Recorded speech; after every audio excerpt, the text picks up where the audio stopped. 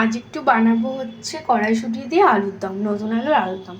তার জন্য দেখো প্রেসারে 2টো সিটি মেরে আলুগুলোকে সেদ্ধ করে নিয়েছি, বসিয়ে দিয়েছি। এবার দেবো কড়াইয়ে তেল। দেখো আমি আলুগুলো একটু ভেজে নেব।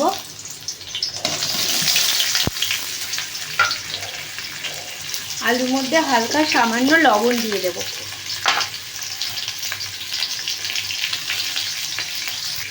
দেখো আলুগুলো ভেজে তুলে রাখবো একটা পাত্রে। আর এদিকে হচ্ছে তেল গরম করতে দিয়েছি। এবার এর মধ্যে দেবো তেজপাতা, শুকনো লঙ্কা, জিরে ফোড়ন। এগুলো হয়ে এসছে। এবার এর মধ্যে দেবো দেখো পেঁয়াজ বাটা।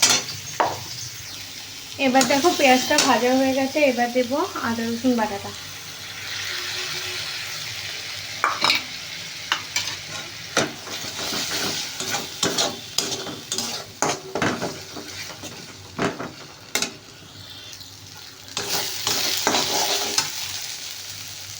দেখো আদা রসুনটাও ভাজা হয়ে গেছে। এবার দেবো টমেটো আর কাঁচা লঙ্কা বাটা।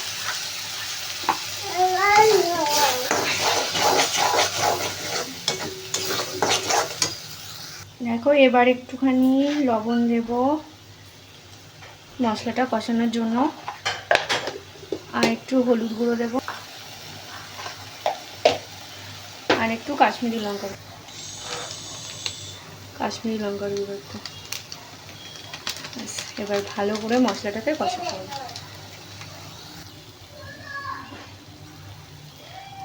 দেখো পোস্ত বেটে রেখেছিলাম, পোস্তটা দিয়ে দিলাম। এবার দেবো হচ্ছে টক দই।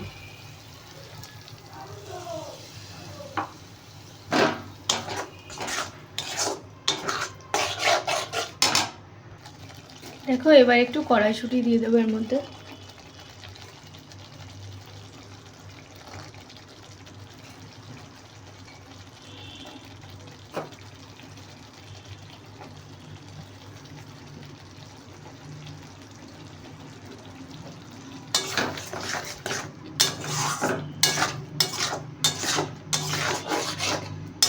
এবার কিছুক্ষণ হতে দেব। দেখো এখন আমার মশলাটা হালকা আছে, অনেকক্ষণ ধরে কষানো হয়েছে, এবার কষে গেছে। দেখো এবার দিয়ে দেবো আলু। দেখো কালারটা কি সুন্দর হয়ে এসছে, আর কড়াইশুঁটিগুলোও সেদ্ধ হয়ে গেছে। এবার আমি দিয়ে দেবো আলুগুলো।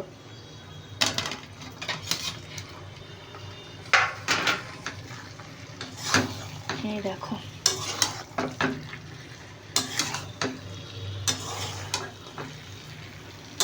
এবার ভালো করে নাড়াচাড়া করে নেব, দিয়ে একটু উষ্ণ গরম জল দেবো।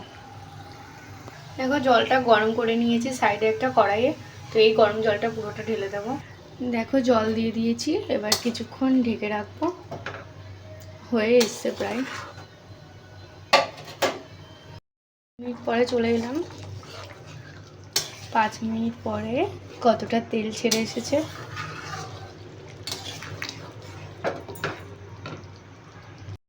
দেখো আমি 5 মিনিট ঢাকা দেওয়ার পর ঢাকাটা সরিয়ে দেখে নিচ্ছি কতটা হয়েছে। তো প্রায় দেখতে পাচ্ছি মানে হয়ে গেছে আমার কড়াইশুঁটি দিয়ে আলুর দমটা, অনেকটাই রেডি হয়ে গেছে। এবার আমি হ্যাঁ বলো।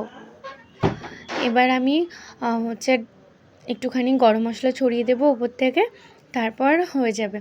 আর হ্যাঁ একটা কথা, আমার বাড়িতে সবাই একটু গ্রেভি পছন্দ করে, তার জন্য আমি গ্রেভি রেখেছি। কেউ যদি চান সেম প্রসেসে একটু হচ্ছে জল কম বেশি দিয়ে আপনারা করতে পারেন। তো আজকের মতো ভিডিওটা এখানেই শেষ করছি। টাটা।